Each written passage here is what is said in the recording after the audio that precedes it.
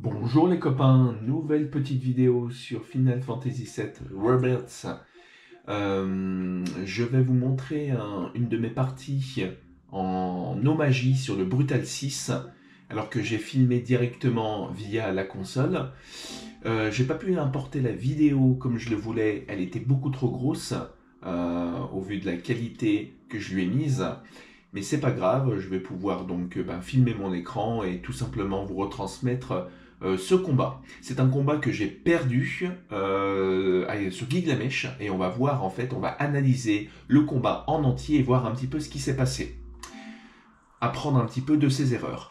Donc voilà, donc je lance la vidéo. Le but c'est d'utiliser donc trois personnages et de ne pas lancer une seule magie offensive.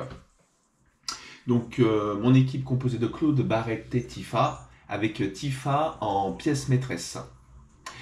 Donc alors, le combat se déroule toujours de la même façon. Je lance avec Clad Bravoure sur Tifa pour augmenter son DPS. Avec Barrett, je lance Esprit de camaraderie pour encaisser les dégâts.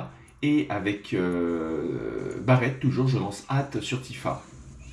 Donc voilà, donc Tifa est vraiment la source de DPS de la team et de mon build que j'ai fait là. Donc rien de sorcier, des bonnes esquives si on peut, prendre un minimum de dégâts. Ce premier combat, il est juste là pour s'affûter. Hein. On ne peut pas perdre en général sur ce combat-là, sauf si on est trop lent et qu'on n'arrive pas à battre Kujata avant qu'il lance sa limite, qui peut nous one-shot. Mais avec une affinité élémentaire et du feu, normalement, il n'y a aucun souci, ça devrait passer assez facilement.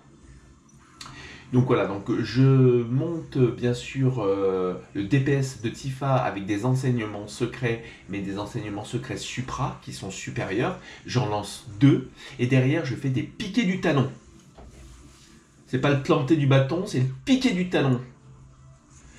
La barre de choc de Kujata monte très très vite.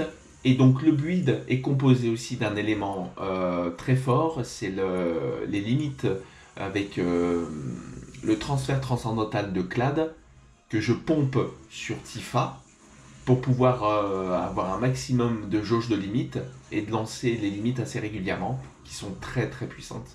Je n'arrive pas à battre Phoenix avant qu'il fasse son feu résurrecteur. J'ai vu des vidéos, certains y arrivent, bah bravo, hein, bravo à eux. Alors là, il va raise Kujata dans ce combat-là. Donc cette fois-ci, Phoenix qui était insensible aux dégâts va prendre le tarif, toujours avec Tifa, ils sont piqués du talon. Donc vous voyez, je reste focus sur mon gros DPS qui est Tifa. Donc autre chose que vous avez peut-être aperçu, que je n'ai pas commenté, c'est que j'ai Noirceur sur Tifa également, qui augmente de 20% son DPS sur chaque compétence d'arme utilisée, à défaut de ses PV. Donc voilà, donc là il ne reste que Kujata, donc le risque de se faire surprendre c'est d'être pas assez offensif et qu'il lance sa transcendance lui-même, mais en général c'est un combat assez facile. Pas beaucoup de patterns, donc voilà, je transfère sur Clad la jauge de transcendance pour pouvoir la relancer. Il faut savoir que j'ai mis un partage transcendantal sur Barrett, qui prend un maximum de dégâts, hein, forcément. Touche finale. Donc là, normalement, Kujata devrait passer en choc assez rapidement. Voilà, barre de choc, donc des frappes perçantes pour monter la barre de choc, et un piqué du talon pour finir ce combat-là. Deuxième combat de ce Brutal 6, sans magie offensive.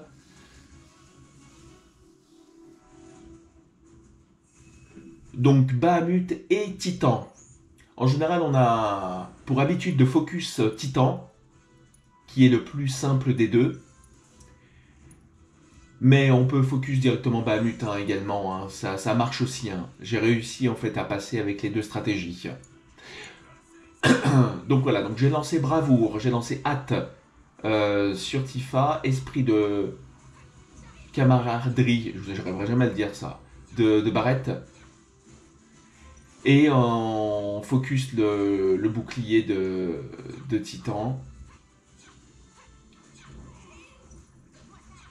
Donc voilà, c'est facile, un Titan est assez facile à gérer, on tourne autour de lui, on esquive assez facilement ses patterns.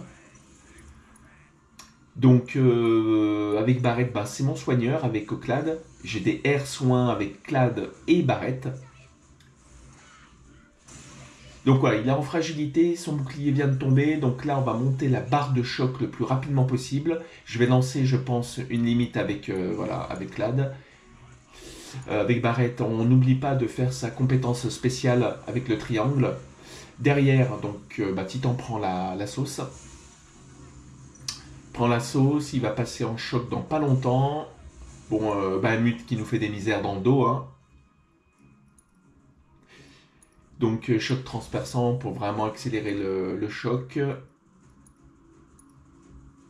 Un petit tandem que je n'aurai même pas eu le temps de faire parce que Barrett meurt. Ce n'est pas grave, j'ai le raise avec Lad. Donc voilà, donc là il passe en choc, donc là je l'élimine normalement assez vite. Voilà, on monte la barre de choc comme on peut. Voilà, donc Titan c'est fait, on passe attention aux taillades tornades de Bahamut qui font mal, on essaie de les parer si on peut. Derrière, bah écoutez, pas de mystère, hein, on essaie de faire un maximum de DPS tout en étant réactif sur ce qu'il donne. Donc l'accumulation de particules, donc ça avec de la magie, autant vous dire que c'est très facile. On lance des magies vent, extra vent sur chacune de ses côtés, et on casse et on le fragilise. Mais là, comme on n'a pas le droit aux magies, donc bah, on y va à l'attaque. Hein. On y va à l'attaque, donc là j'ai lancé la limite qui va lui faire mal, mais qui l'a pas fragilisé, hein. Vous avez vu, hein. Donc on reste attention sur un Bahamut qui est assez agressif. Donc même si Tifa fait beaucoup de dégâts, on se rend compte que la barre de Bahamut, eh ben, il faut la descendre, hein. Il a beaucoup de PV et il est très offensif également. Ne pas négliger du moins les compétences synchronisées qui nous aident énormément en termes de DPS. Certaines nous offrent même des PM illimités. Donc là, je me fais un petit soin sur Barrett qui prend le tarif, hein. Il éponge en fait les dégâts des autres avec sa compétence spéciale. Allez, donc là, du coup, je me remets un petit peu dedans, donc je me resoigne encore un peu. Là, il faut que je prenne des décisions. J'ai plus hâte sur Tifa. C'est plus compliqué à lui faire monter sa barre de choc. J'ai mis la Materia avantage choc, hein, sur Tifa également, hein.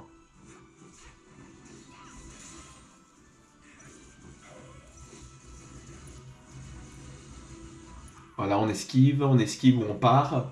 C'est facile. Un petit transfert transcendantal sur Tifa qui avait sa jauge de limite full. Et bien sûr, on passe en immunité totale lorsque tu lances la limite. Donc là, le choc va pas trop tarder à tomber. J'ai 2 barres d'ATB avec Tifa, c'est parfait. Je vais pouvoir lancer des frappes perçantes pour augmenter la barre de choc le plus vite possible, 250, 255. Derrière avec Barrett, je me fais un petit colère maximal. Et normalement, ça devrait être bien bouclé. Merci, au revoir. Donc on va passer au 3e combat, le combat que j'appelle le combat coupe-gorge. Pourquoi ? Parce qu'Odin déjà peut nous one-shot à tout moment s'il s'ennuie dans le combat, donc il faut être agressif. Et Alexandre, la plupart du temps, il nous envoie des attaques dans le dos. Donc on n'a pas forcément l'occasion de voir ses attaques, il faut être assez vigilant. Donc Odin lance toujours une attaque à distance qu'on peut parer assez facilement. Donc là je vais lancer donc la compétence d'absorbe de Barrett, bravoure sur Tifa, hâte sur Tifa, et on commence vraiment les choses sérieuses. Quand je prends Tifa, il faut que je me dise, allez, il faut que je sois agressif tout en parant ce qui m'envoie. Si je le peux, bien sûr.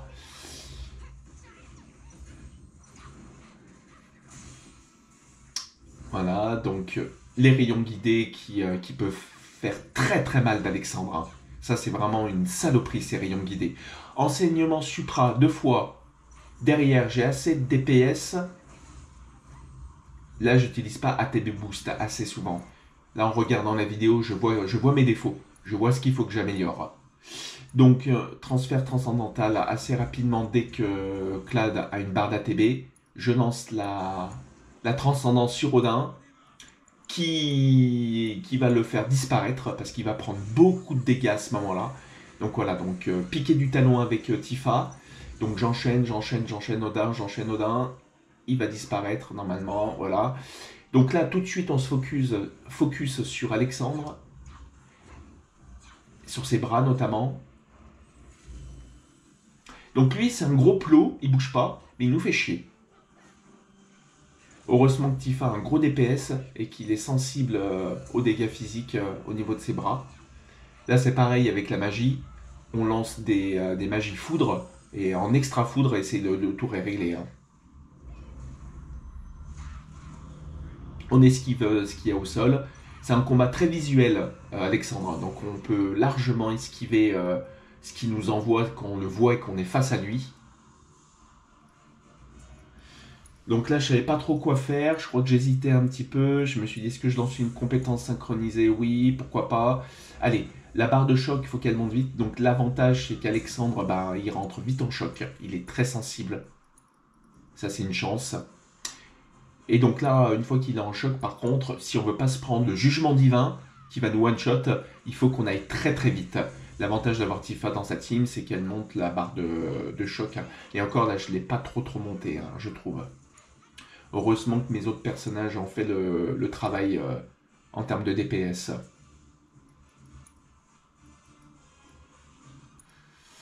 Ouais, duo dévastateur, mais je pense qu'il va mourir à... Il meurt tout juste. Donc Odin réapparaît, toujours avec le Seigneur de la Lame en général.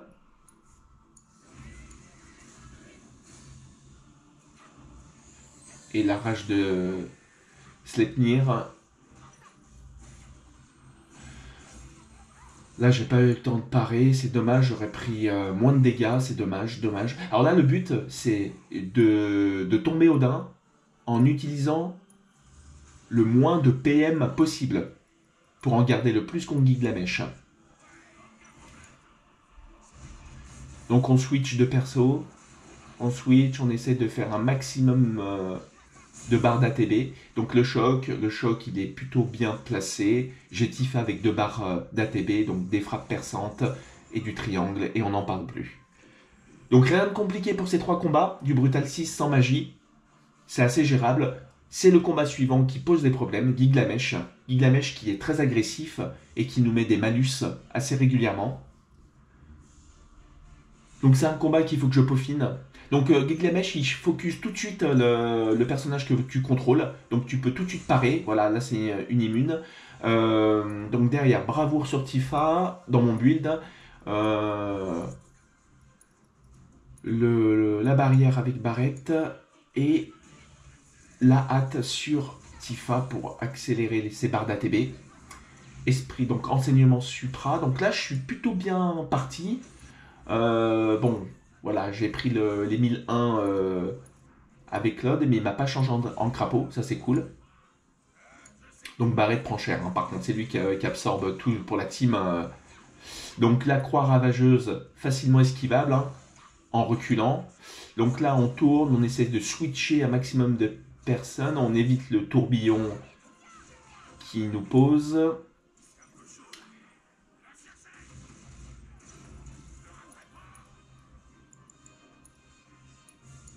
Méga soin pour se remettre bien. Bouclier Genji. Je crois que c'est là que j'aurais dû lancer mon anti-cuirasse avec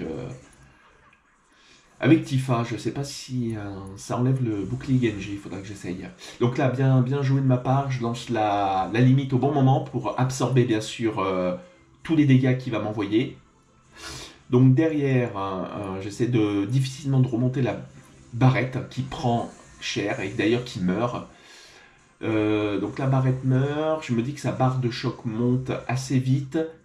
Donc là je la joue, alors là je le fais un peu tard malheureusement, l'anti-cuirasse.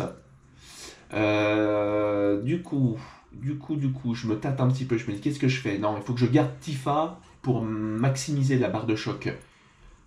Donc là, je chope la transcendance, justement, que je vais lancer pendant son état de choc. Là, à ce moment-là, je me dis, putain, il va prendre cher, et à mon avis, je vais me mettre bien, parce que la limite de Clad est forte, et avec Tifa, je vais monter le pourcentage de choc. Sauf que malgré le pourcentage de choc, regardez la barre de Gilgamesh, elle descend pas énormément. Donc là, je me suis dit, merde, j'ai Barrett qui est mort, et j'ai loupé ma phase de choc. Il est à peu près mi-vie. Là, ça commence à se compliquer. Hein. Là, il va devenir très agressif et très nerveux. Donc bon, avec Tifa, j'essaye de faire ce que je peux pour lui faire un maximum de DPS. Donc là, il met une espèce de cercle.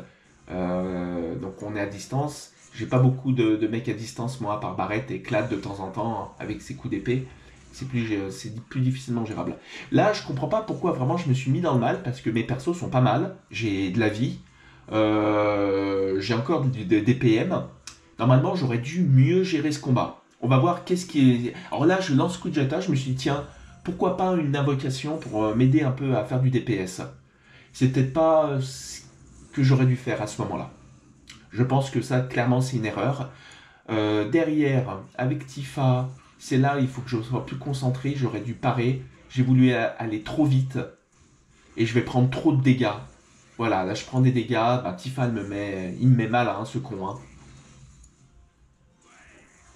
Donc là, ce qui aurait pu me sauver, c'est si j'avais eu une barrière, bien sûr.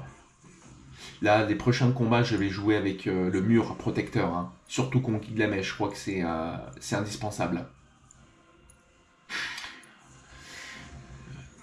Donc voilà, malheureusement, Tifa meurt. Là, je sens que c'est le début. En plus, ce gros Kujata de con qui me bloque.